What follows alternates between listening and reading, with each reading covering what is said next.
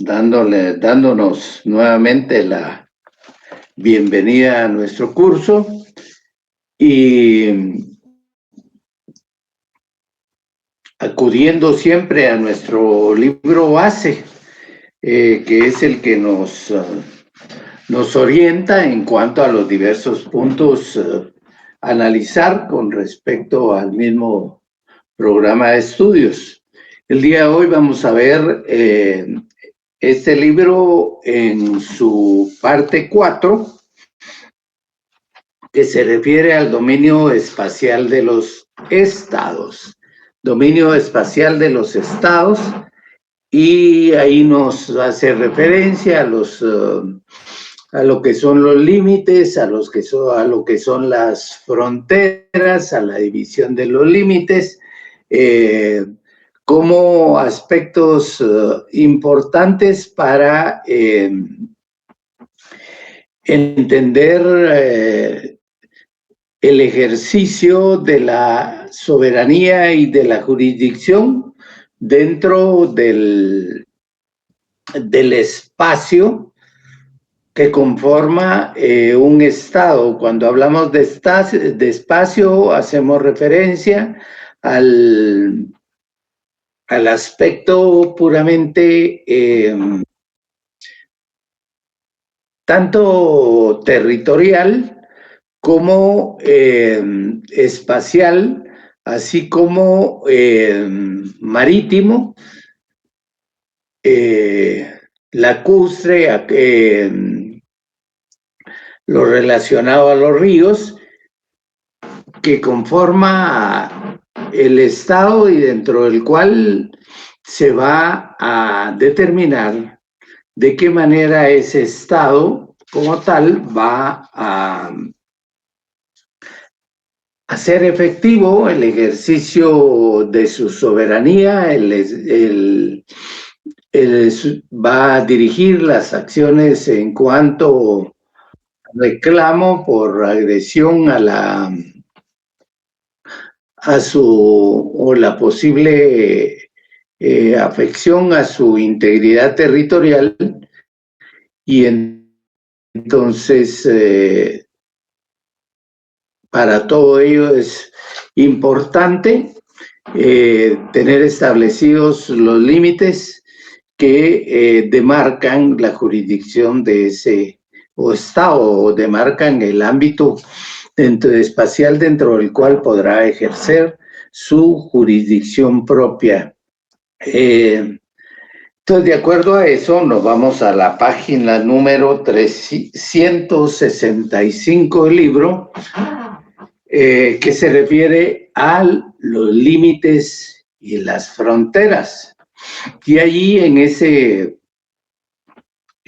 para definir lo que son límites, lo que son las fronteras, ya en sí, para ir estableciendo el espacio, las medidas de los estados colindantes con los que un estado tendrá vecindad, es importante, y en ese sentido dice el doctor Charles Rousseau que la importancia de la delimitación subyace en el mantenimiento de la paz y la independencia de los estados. Por ello es importante que exista claridad del espacio en que un estado puede o tiene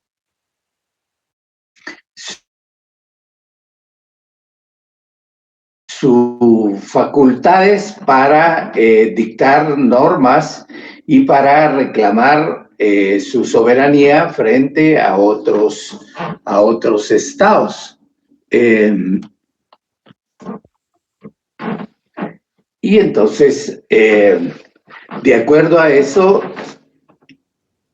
encontramos que existen diversidad de estados en los cuales aún no se encuentran definidas debidamente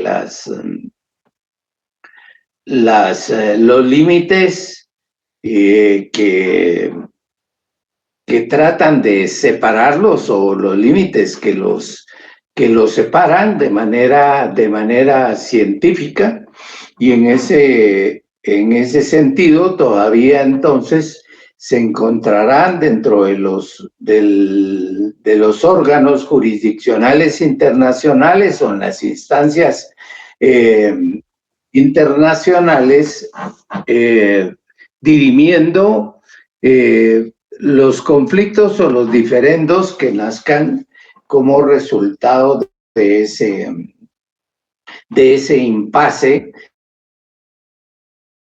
de esa falta de definición de los límites, que también les afecta para establecer fronteras propiamente dichas. Y entonces estos ya vienen siendo conceptos importantes que se sitúan en el confín mismo de los estados para establecer relaciones de carácter, relaciones internacionales, relaciones económicas, relaciones políticas, financieras, relaciones mercantiles, tributarias, importantes para cada uno de los estados. Y en ese sentido vamos a encontrar, en primer lugar, el concepto de límite, que es importante definir para establecer los confines, las colindancias, las medidas precisas que separa a un estado de otro. Y de acuerdo a ello dice que los límites literalmente responden a una idea lineal, de línea,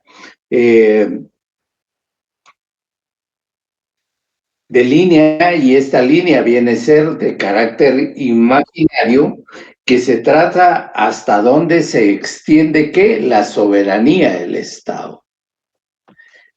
Trazar la línea por medio de puntos, ya sea de esa línea imaginaria que está fijada a través de tecnología científica, espacial, nos va dando determinados puntos por los cuales se va haciendo vívida y trazando el límite que tendrá, hasta dónde tendrá un Estado para el ejercicio mismo de su soberanía. Dice acá con el libro del doctor, que es una serie de puntos que forman líneas rectas y curvas que se trazan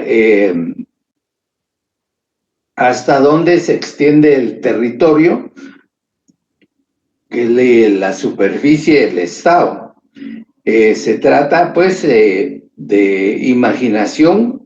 En un mapa, el límite sería el contorno del mismo, trazado en un mapa. Ahí lo vamos a encontrar, cómo se va dibujando la superficie y el espacio dentro del cual quedará asentado el Estado, debidamente delimitado, y dentro del cual podrá dictar sus normas y podrá ser gobernado por la forma o las personas que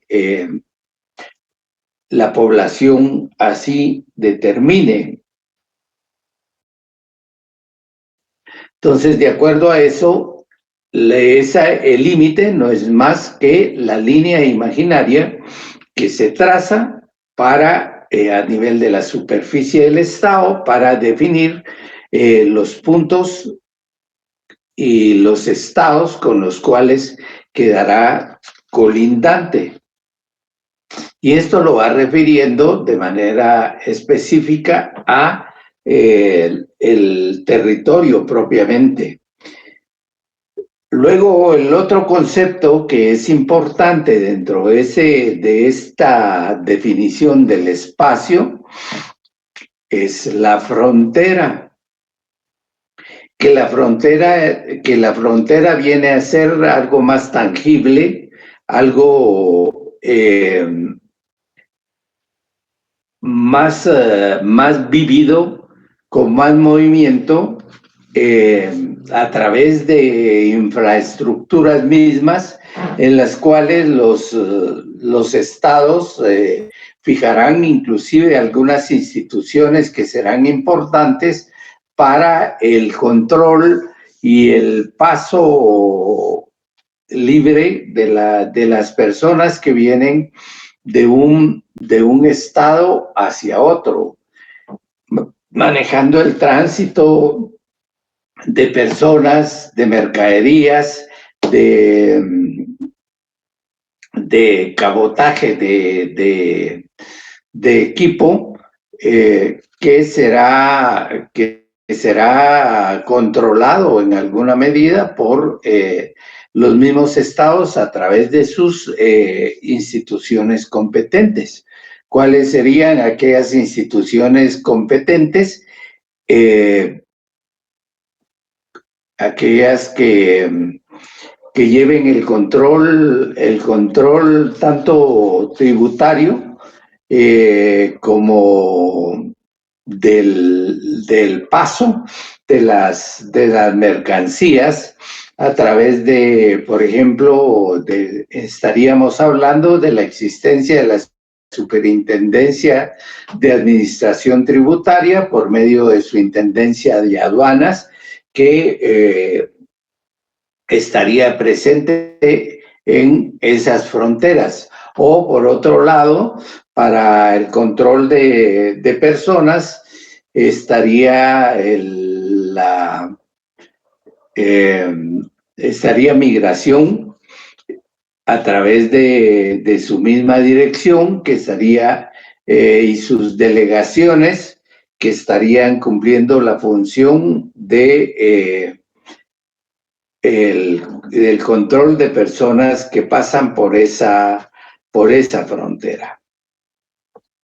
Dice que complementario al límite y complementario a las fronteras está lo que es la demarcación, que se describe como el acto físico por el cual se hace efectivo el límite, hablamos del mapa, y que se ha convenido pudiendo señalar en el terreno la línea divisoria de forma, dice, visible por medio de monumentos, por medio de calles, de escombramientos, alambrados, luces, veredas, boyas, lazos, etcétera. Es decir, que la demarcación del límite se va a tratar de hacer visible por medio de diversos elementos que permitirán visualizar hasta dónde llega el ejercicio soberano de un Estado. Entonces, ¿cuáles son esos? Serán los monumentos, será la calle, habrán algunos elementos por ahí como alambres de púas que se tracen y se construyan, quizás alumbrados, y si se trata del mar, pues hablamos o de las aguas, hablamos de boyas o hablamos de algunos lazos. Entonces son tres elementos importantes que se dan en el marco de la definición del espacio físico que define también o que establece más bien la posibilidad del ejercicio de la soberanía y de la jurisdicción de un Estado. Límites, fronteras y demarcación, que sería la demarcación, el elemento práctico también, en el cual vamos a tratar de hacer visual o de hacer ver, de manifestar la existencia de un límite, de un final también, de hasta dónde llega un Estado, o la existencia de una frontera que correrá contigua al límite, pero que la misma se traduce a través también de estructuras físicas que les permitirán a las instituciones hacer efectivo el control de, como les decía, personas, mercancías y servicios inclusive. Es decir, en la frontera vamos a encontrar un movimiento bastante vivido de personas, de prestación de servicios, de lo que son también el transporte de libre paso de mercaderías, la utilización de hoteles que van a estar alrededor, que formarán parte ya de la frontera misma de un Estado. Entonces, tenemos los conceptos definidos y en el ámbito mismo, en el ámbito práctico, en el ámbito doctrinario, cabe entender que existan diversas formas de comprender estos límites, y para darle una mejor comprensión, los analistas, los estudiosos y especialistas en la materia tienden a clasificarlos. Y de esa forma, dice, surge la idea de clasificación de los límites, que lo establece en dos aspectos. Uno, atendiendo a la naturaleza misma del límite y atendiendo al origen. Dice que según la naturaleza van a ser orográficos, fluviales y marítimos. Van a ser, esos serán los límites de carácter natural, pero también vamos a encontrar aquellos que son de carácter artificial, que son los que se crean a través de los diversos aparatos por medio de los cuales se hacen las mediciones concretas. Entonces, atendiendo a la naturaleza, los límites se van a clasificar según la naturaleza en naturales y artificiales. Y luego está la otra clasificación que nos dice que según el origen de los mismos van a ser convencionales, es decir, a través de arreglos, a través de negociaciones, a través de contratos bilaterales que se produzcan entre dos estados, o multilaterales según participen diversos estados. Y los otros que serán los de carácter doctrinario, que se definirán de acuerdo a la serie de conceptos, de ideas que se han manejado a lo largo de la existencia misma de los estados, y que forman parte de lo que se denomina la doctrina, y atendiendo a eso, formarán o estarán clasificados como de carácter de su origen, del origen de donde vienen los mismos, porque serán las doctrinas, serán las teorías las que nos digan, bueno, aquí aplicará determinada doctrina que se maneja a nivel de la jurisdicción internacional, de las instancias jurídicas internacionales, y que a través de la misma, según vamos probando, se utilizará en determinada diferencia, en determinada divergencia entre un estado y otro para la fijación de los límites. Las doctrinas serán la uti possidetis de iure y uti possidetis de facto.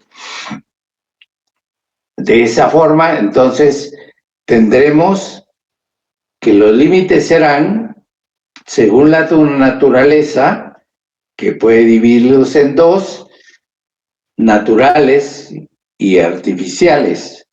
Los naturales son aquellos que la misma naturaleza está formando, y los artificiales los que tienen la intervención del conocimiento y de la técnica humana en la definición de los mismos. En tanto que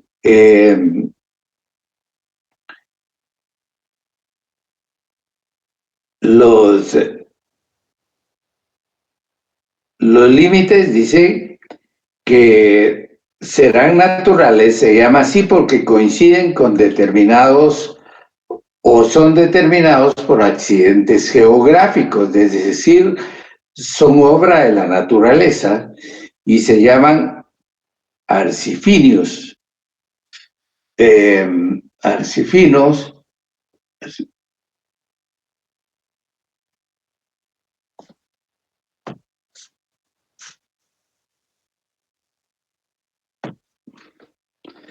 y entonces estos serán orográficos,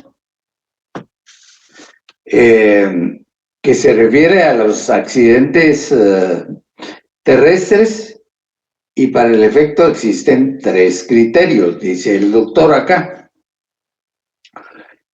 Y uno de los criterios para fijar el límite cuando las mismas constituyan división entre 12 más estados, la línea al pie de una montaña, en uno de sus lados, fija un límite, quedando entonces, si el límite corre a lo largo del pie de la montaña, está en su totalidad, pasará o estará dentro del territorio del estado colindante, y como consecuencia de ello pertenecerá a ese estado.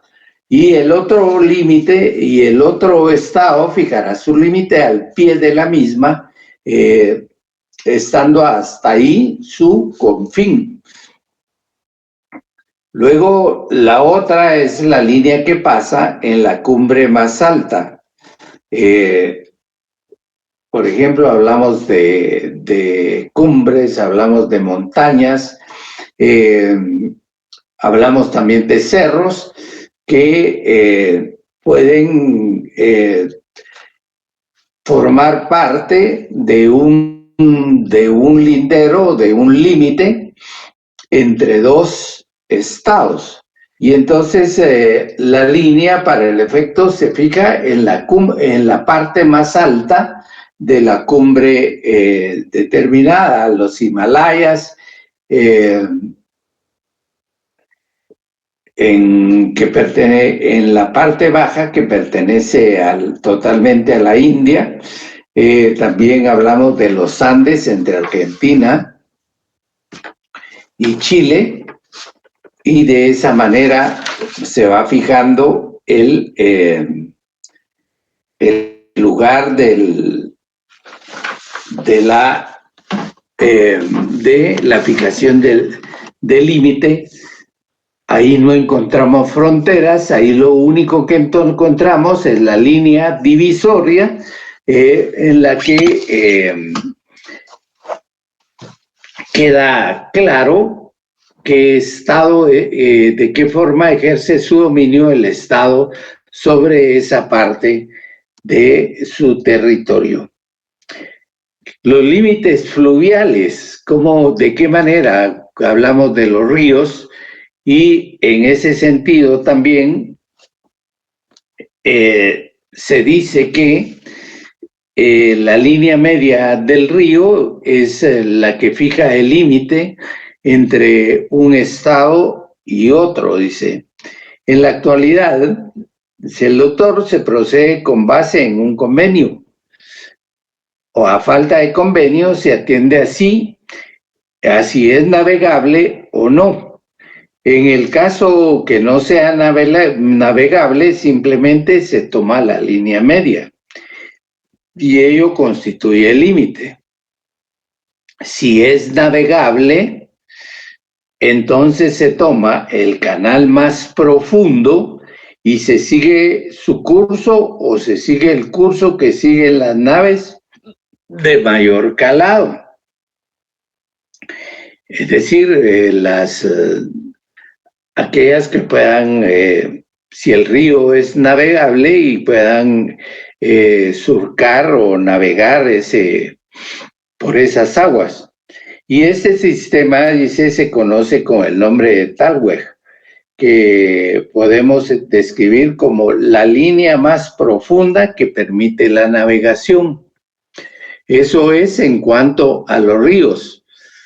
Entonces, el límite lo podemos definir de tres formas. Uno, por medio de un convenio celebrado o un acuerdo o un pacto que se establezca entre los estados colindantes. Dos, cuando el río no es navegable, entonces se establece como límite la línea media, y en el caso de los ríos navegables, como punto tercero, se establece la línea del Talweg, que es el canal más, se fija en el canal más profundo de ese río, cuando este es navegable. La línea más profunda dice que permite la navegación. Entonces, eso es en cuanto al manejo de los ríos. Y el límite marítimo, dice, se refiere a la separación entre el mar territorial, se refiere a la separación entre el mar territorial y la alta mar, que veremos más adelante. Aquí es necesario tener presente la CONVEMAR, o la Convención de Naciones Unidas sobre el Derecho del Mar, que es la que define los diversos segmentos para el ejercicio de la soberanía y de la fijación del espacio marítimo de un Estado. Pero también ahí se establecen los límites. Hay límites lacustres, y estos límites lacustres se refieren a aquellos en los que un lago existe entre dos estados y es necesario establecer un límite entre el mismo. Entonces dice, se refiere a casos como Canadá,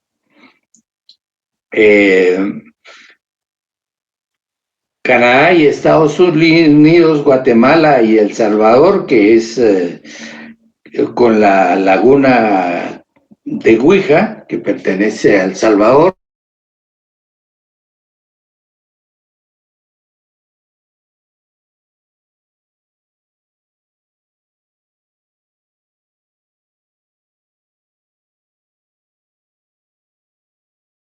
como límite la línea media del lago. Lacustre es el lago, se refiere a los lagos. Luego vienen los límites artificiales, que se refieren a los astronómicos, que se basan en las líneas geodésicas que tratan que trazan los técnicos en esa materia. Y luego tenemos los geométricos, que se traza a través de líneas geodésicas. Posteriormente estarán límites convencionales, que son aquellos límites fijados por un acuerdo, como lo decía, un acuerdo de voluntades. Tenemos también lo que son los límites tradicionales, que son los que provienen de un uso continuado, de una costumbre generalmente aceptada. Es decir, lo que maneja ahí, lo que se maneja ahí o lo que prevalece es la costumbre, el reconocimiento de las mismas poblaciones de que ese límite existe y que es la parte en donde se dividen los dos, la línea divisoria de dos estados en común. Luego tenemos los límites doctrinarios de los que les hablaba, que provienen de la aplicación de principios de la jurisprudencia política, y dice que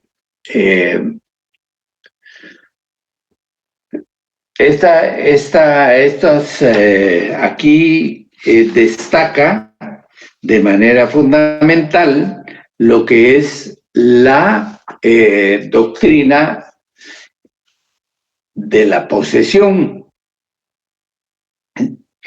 y le denomina en un término latino doctrina del uti possidetis, y que es una doctrina eminentemente americana, dice, a la cual se ha acudido para la fijación de límites. En caso de conflicto, cuando hay un diferendo entre dos o más estados, algunos de los cuales acuden a invocar este tipo de doctrina, que se refiere a o se define como de la manera que poseíste o que posees, de esa manera seguiréis poseyendo. Poseyendo, dice, el doctor dice acá, uti possidetis, literalmente traducido significa como poseéis, así poseeréis, o bien en la misma forma que venís poseyendo, así continuaréis poseyendo en el futuro. Originalmente dice que el principio fue parte del derecho romano, aplicado a un interdicto que se seguía por el pretor. Dice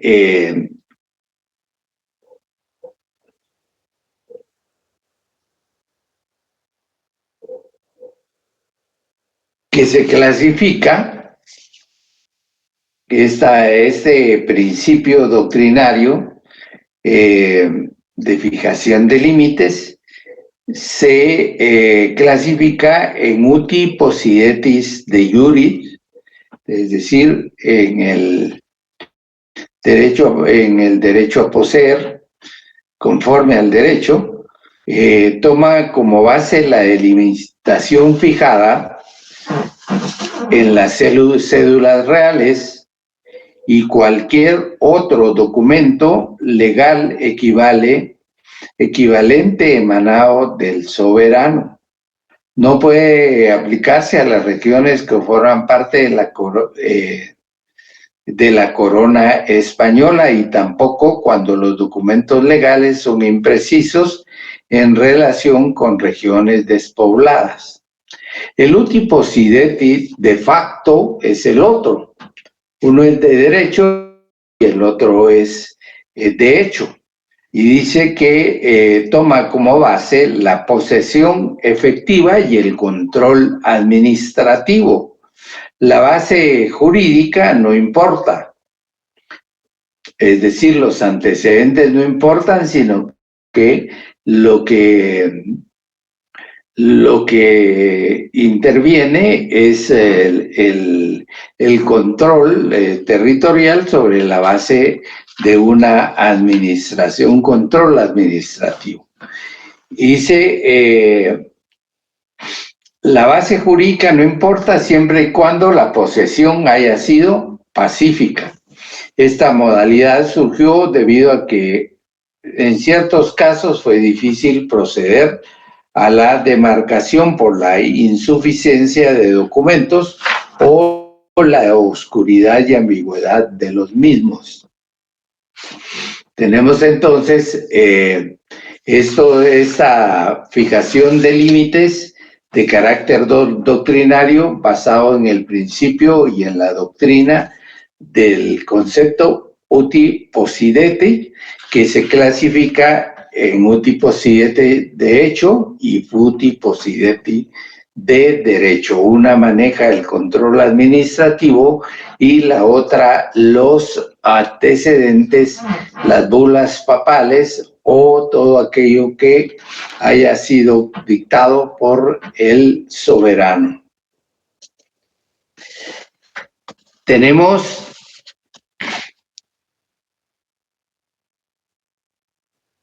entonces ya entendido cómo se fija los límites o cómo se entiende la idea de los límites de las fronteras y la demarcación, y habiendo visto la clasificación de los mismos, entremos a analizar el espacio terrestre.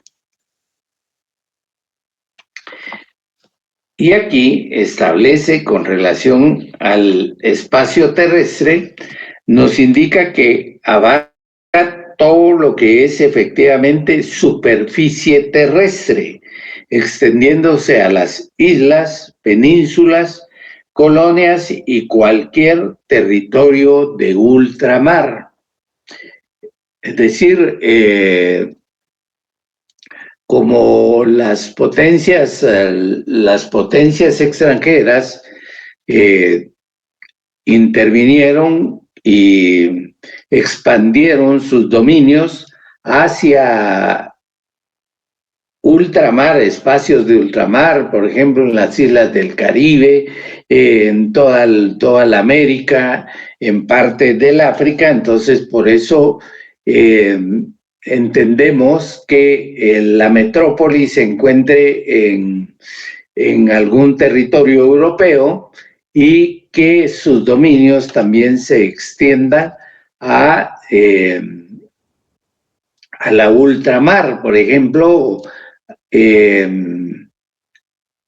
las Islas Malvinas, hablamos en Argentina, y su poseedor, diríamos,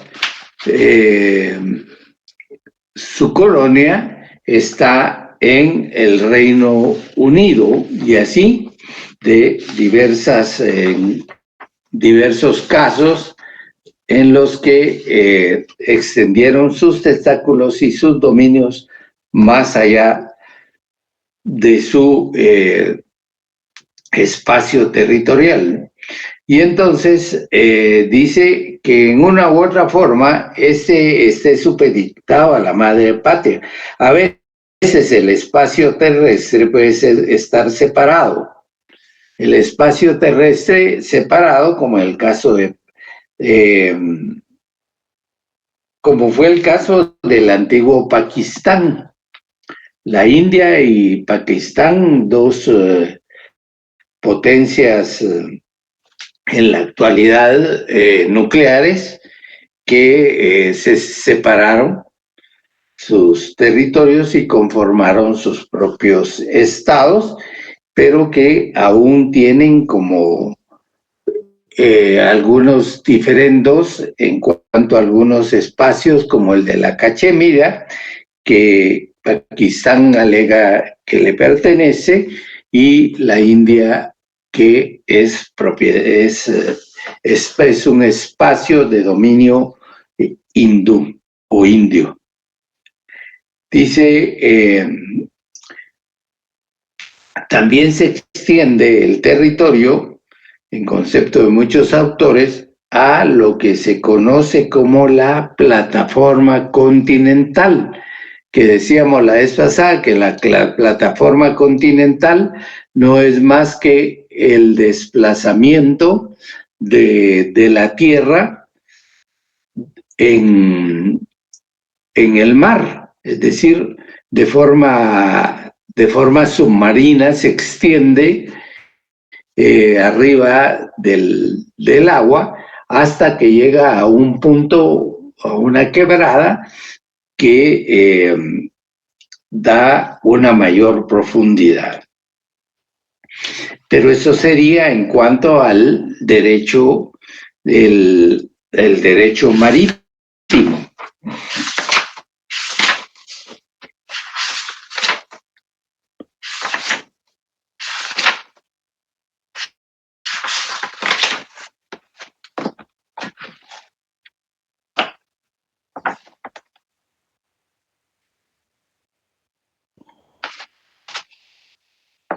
Nos vamos a pasar de la página 171 a la 238 del libro del doctor, porque aquí estamos dentro del tema de la fijación de los límites del espacio terrestre, y en este otro capítulo se refiere al tema de cómo se adquiere ese territorio. Y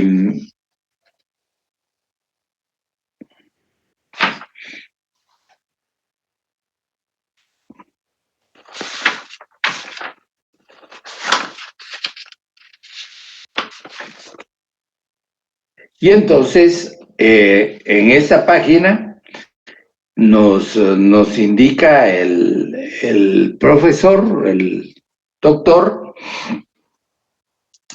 que existen diversas formas de adquisición del territorio, y unos serán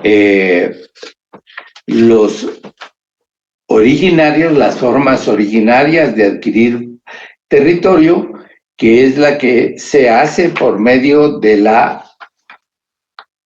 diversos medios, pero dentro de ellos está lo que se denomina la figura de la ocupación.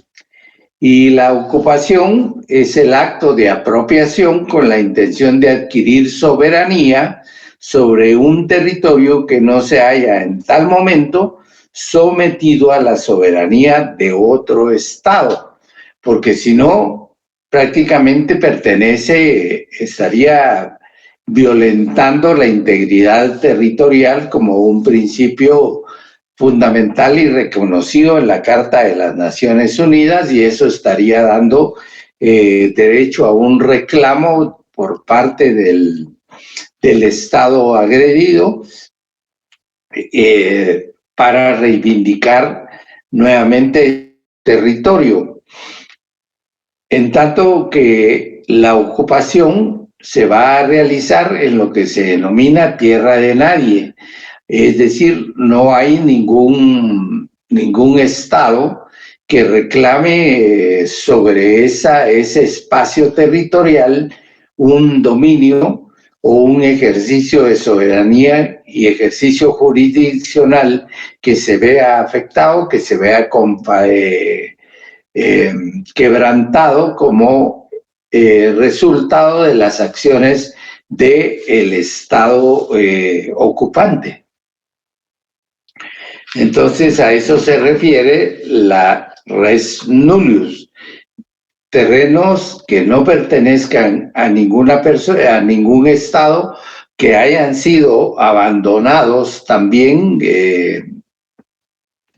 por otro Estado, y que conlleve también esa intención plena, manifiesta de un Estado de abandonarlo y no solamente de manera física, sino que también en el aspecto de la posesión. Entonces, el ocupante llega al lugar haciendo o ostentando su calidad de amo y señor sobre el territorio, ejercitando actos de dominio, actos de dueño, que entonces frente a los demás le hace parecer como el que tiene el ejercicio de esa soberanía sobre esos territorios. Otra forma de adquirir territorio es por medio de la accesión. Esta es una figura civil que permite la definición de los linderos también por medio del acrecimiento o del crecimiento del territorio en virtud de nuevas formaciones. Puede ser por un movimiento o por el movimiento mismo que de manera paulatina produce el agua y que va produciendo en algunas localidades la formación de islas, la formación de tierra, por la desembocadura también de los ríos o también por la misma obra del hombre, por ejemplo, aquellos en donde construyen islas de carácter superficial que alegan como propias y en la cual establecen su normativa. Y los naturales esta accesión podrá ser artificial o podrá ser natural. Artificial cuando interviene el hombre en los hechos de construcción y natural cuando es la misma naturaleza que de forma paulatina, lenta, casi invisible, va creando formaciones de tierra que necesariamente expanden el territorio y el ejercicio soberano hacia esos estados. Luego, otra forma, quizás esa sea una de las formas más comunes que se llevaron a cabo a lo largo de toda la historia de la formación de las colonias, de los estados y de sus dominios, como lo es a través de la conquista, es decir, a través de una forma violenta, que permitió a los estados el dominio de territorios más allá de sus continentes, pudiéramos decir. La conquista, el doctor la establece aquí, que es el crecimiento de un territorio generalmente por medios violentos a través de la guerra. Puede ser total o puede ser parcial. Se trate de todo un estado o solo parte de él. Es decir, que los posesionamientos, las invasiones, las guerras de posesión de algunos territorios, eso se hace a través de lo que se denomina la forma de adquisición denominada conquista.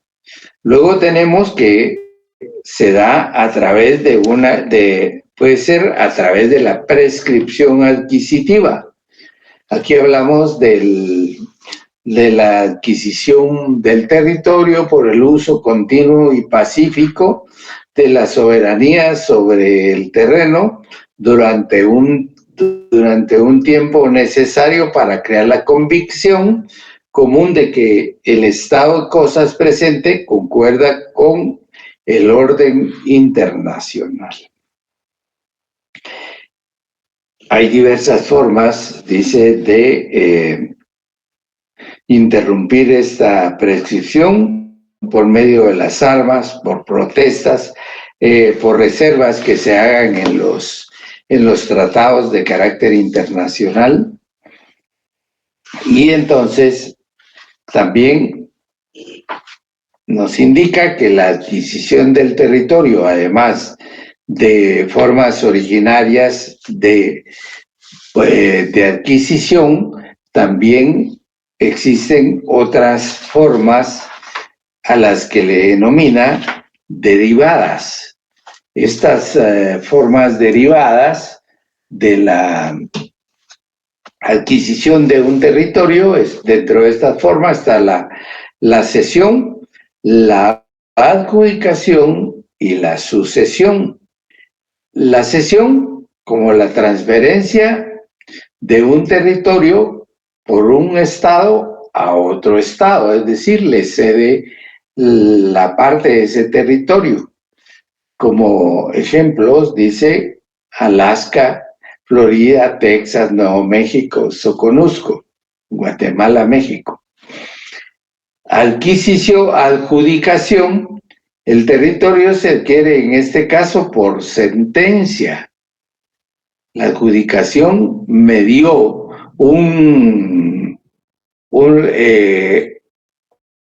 una intervención de un órgano jurisdiccional, me dio todo un procedimiento, la sumisión de dos estados ante un órgano jurisdiccional internacional para reconociéndolo como competente para conocer de un caso determinado, y al momento final del proceso, cuando dicta la sentencia, entonces esa sentencia puede ser a la adjudicación del bien, diríamos,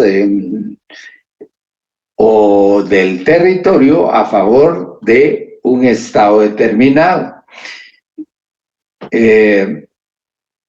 Dice, el territorio se adquiere en este caso por sentencia de un tribunal internacional o por medio de un convenio. Esto se puede dar cuando hay discrepancias sobre los límites y se somete a un tribunal arbitral o a la Corte Internacional de Justicia. Honduras, El Salvador, Nicaragua, Colombia, que también Costa Rica por ahí, Costa Rica, Nicaragua, que tuvieron problemas y que sometieron el conflicto a un tribunal arbitral. También la forma de adquirir territorio puede ser parcial por medio de servidumbres. Dice derecho al paso, detracción de aguas para riego, abstenerse de hacer algo, construir fortificaciones, estacionar tropas, etcétera, etcétera. Construcción de canales, el uso de los canales, que pueden ser forma de cesión de territorio. También por medios históricos, políticos, y aquí hace referencia a la denominación de un movimiento del irredentismo, que significa una política de expansión en relación con las fronteras de un Estado con el fin de incorporar a su territorio otros territorios que se reclaman sobre la base de lazos históricos, étnicos u otros, culturales, puede ser. Regresemos entonces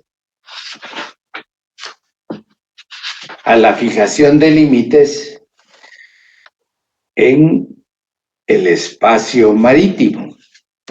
Y al efecto,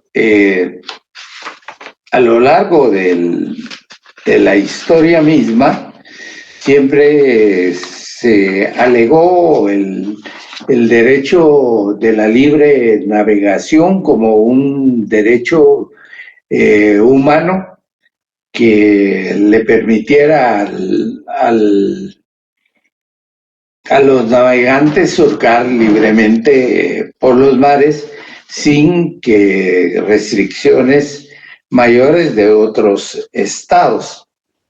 Y al efecto, entonces,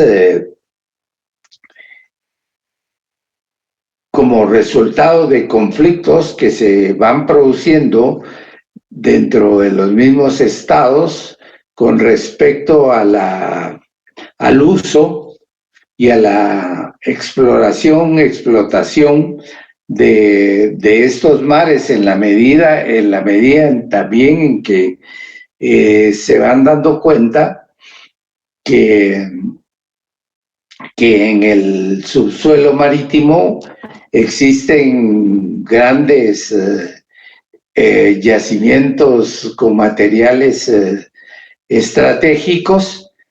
El lecho marino mismo, entonces ven la necesidad de ir como regulando, de ir normando el ejercicio del mar y fijando límites para determinar hasta dónde un Estado puede ejercer soberanía y se debe limitar también en cuanto al uso de su soberanía en espacios en donde sus límites han sido o más allá de los límites que se han fijado. Y entonces el doctor nos dice acá que el derecho del mar es el más antiguo en la costumbre y el más completo en la codificación. Es el más completo porque a través de esta convención que duró tanto tiempo, de su elaboración, análisis y estudio, se llegó a tener un documento, a obtener un documento grandemente elaborado, técnicamente suficiente, que permite ahora manejar de alguna manera lo que es el mar. Dice que la codificación, porque se llevó a cabo a través de toda esa costumbre internacional que se fue acumulando con anterioridad a anteriores convenciones del derecho del mar, se vio codificada a través de la Convemar, y entonces eso fue un gran avance y aporte para la misma comunidad internacional. Dice que en la codificación del mar tuvo como antecedentes 3 conferencias en 50 años de investigación y representan el aporte de Naciones Unidas al derecho marítimo. La primera conferencia sobre derecho del mar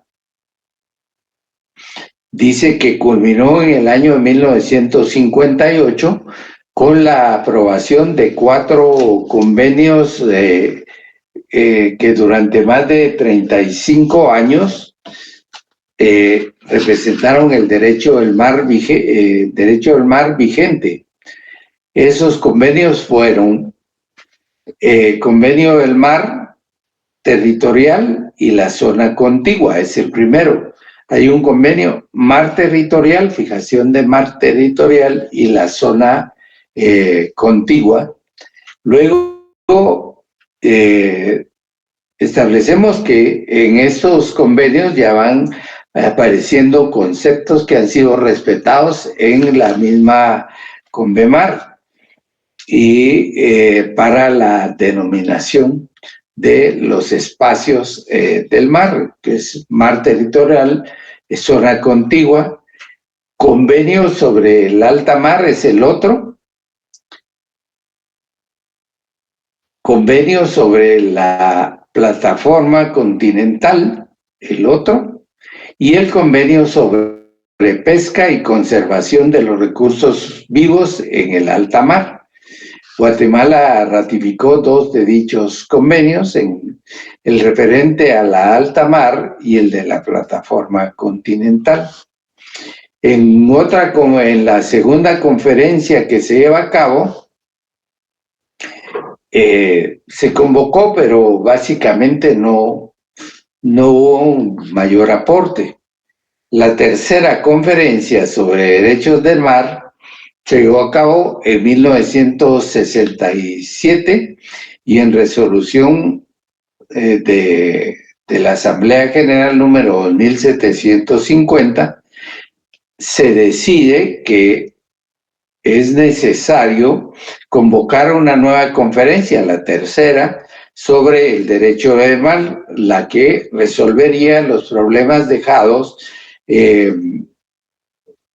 pendientes en la Conferencia de Ginebra de 1958 y se establecieron para el efecto establecieron varios comités y la Asamblea General en su reunión 37 estimó que se estaba listo para convocar la tercera conferencia sobre el derecho del mar y así lo hizo, habiéndose iniciado en 1974 en la ciudad de Santiago de Chile. La conferencia culminó 10 años más tarde y después de múltiples reuniones preparatorias en Ginebra y en Nueva York, y se aprobó el texto final de la Convención sobre Derechos del Mar en Nueva York en 1982.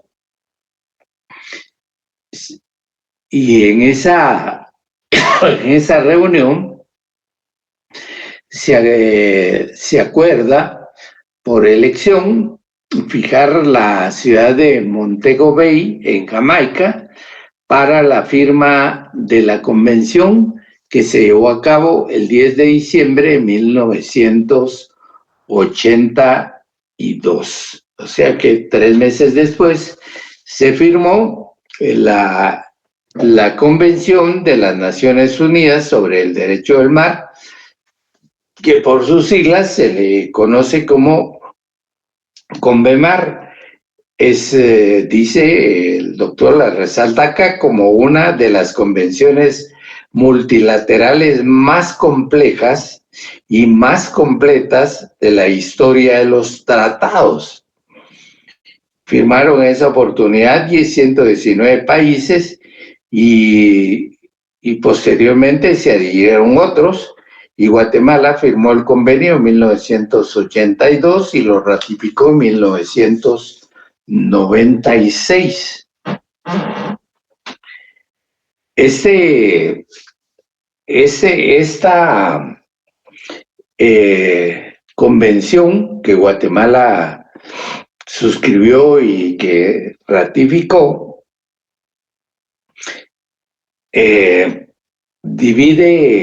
divide el mar en zonas marítimas. Yo les hablaba de las porciones pero efectivamente, técnicamente son las zonas marítimas que distingue el derecho marítimo vigente. Y estas son las siguientes. 1, las aguas interiores. 2, plataforma continental. 3, mar territorial. 4, mar contiguo. 5, zona económica exclusiva. Y 6, alta mar y fondos de marinos, también llamada simplemente zona, y su andamiaje jurídico para el funcionamiento.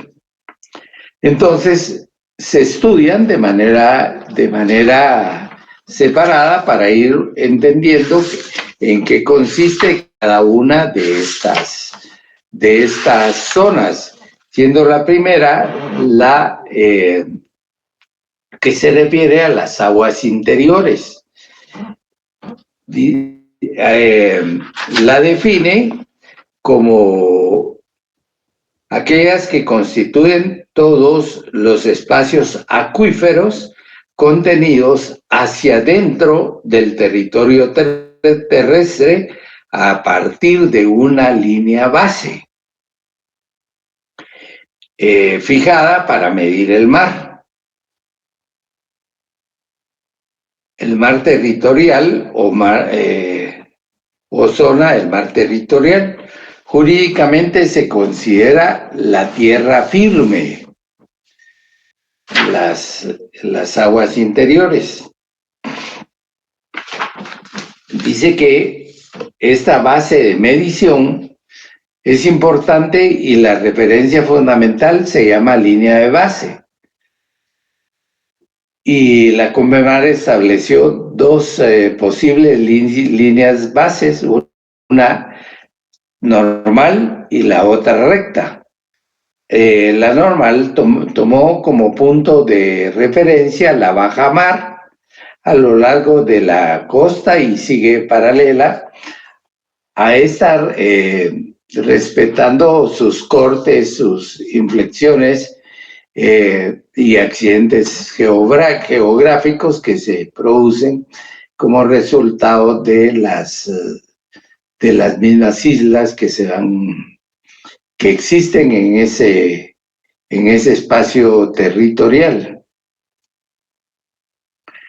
Luego la línea recta se utiliza cuando la costa tiene profundas aberturas y escotaduras o que haya una franja de islas a lo largo de la costa y toma como referencia los puntos salientes de cada una.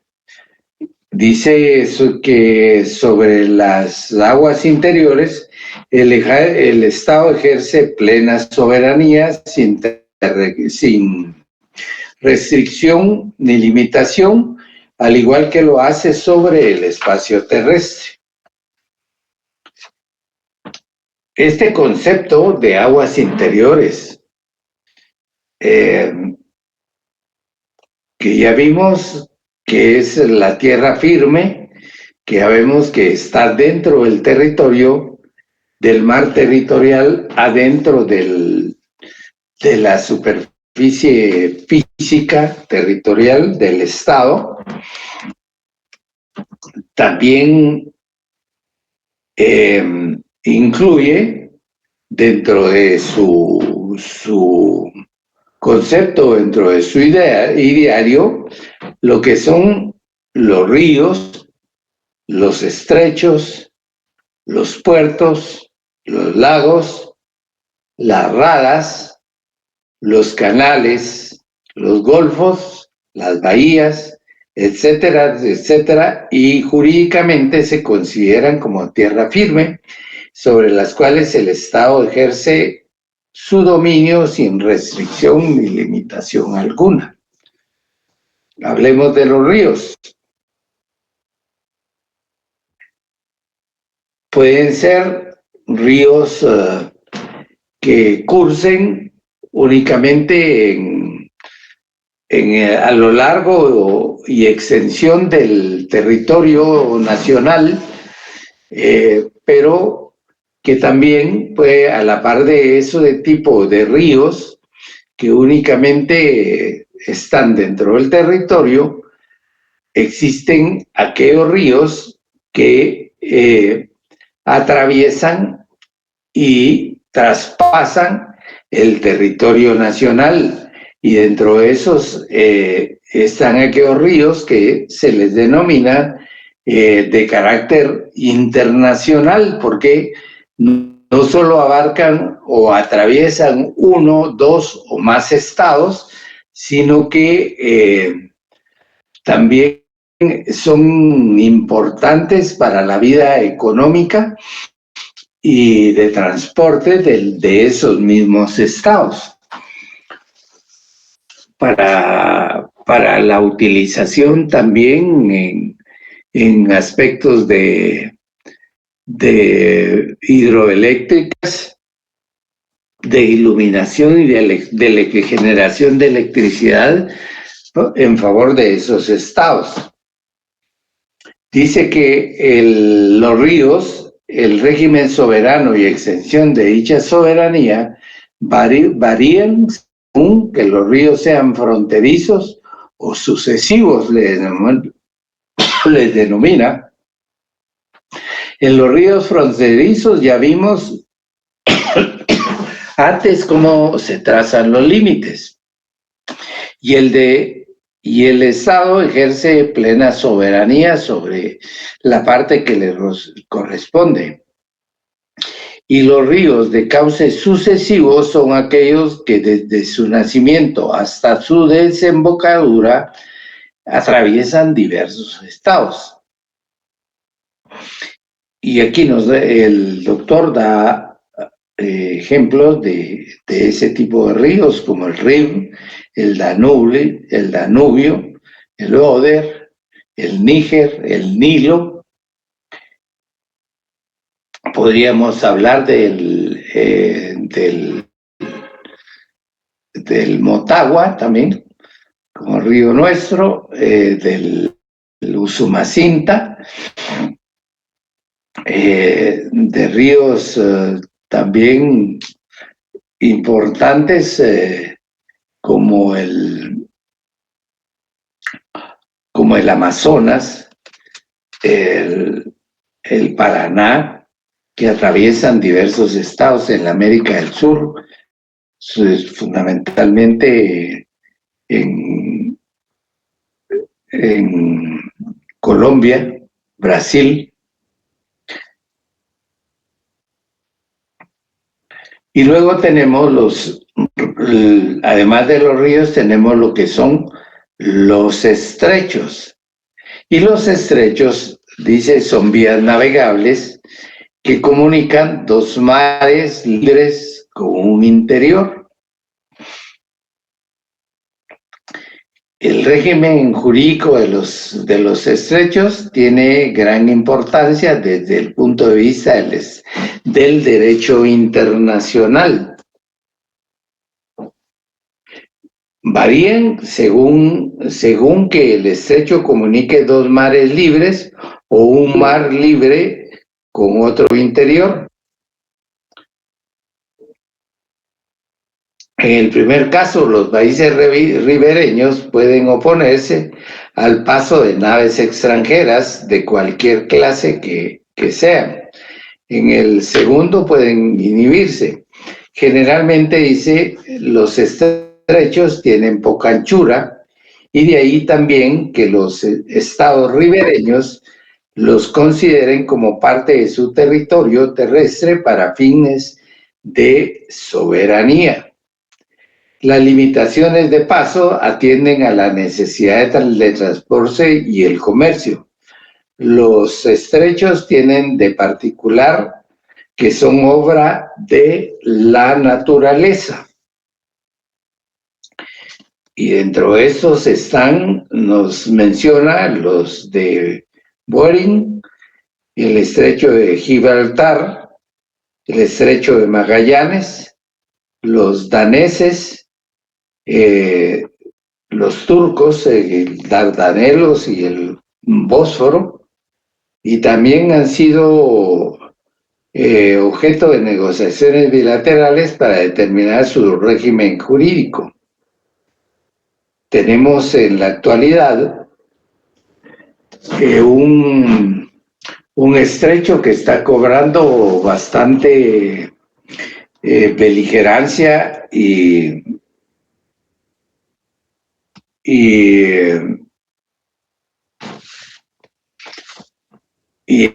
ha estado formando parte como un elemento estratégico de esta guerra que se ha producido en contra del Estado Islámico de Irán.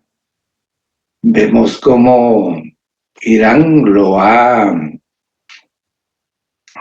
cerrado, permitiendo únicamente el paso de algunas embarcaciones que él considera que no se han prestado también para su agresión. Entonces ha cobrado bastante notoriedad en la actualidad lo relacionado al estrecho de Hormuz. Pueden ustedes buscar algo en el estrecho de Hormuz para ver cómo está su manejo en la actualidad. Nos vamos a quedar por acá. Ya son ya van a ser las 4:45 y los veo entonces el próximo martes. No sabemos si continuaremos así o tendremos la posibilidad de tener alguna clase virtual con ustedes. De tal suerte, entonces, que les deseo una feliz tarde y nos vemos la próxima semana. Cuídense mucho. Feliz tarde, licenciado. Feliz tarde, licenciado. Feliz tarde. Licenciado.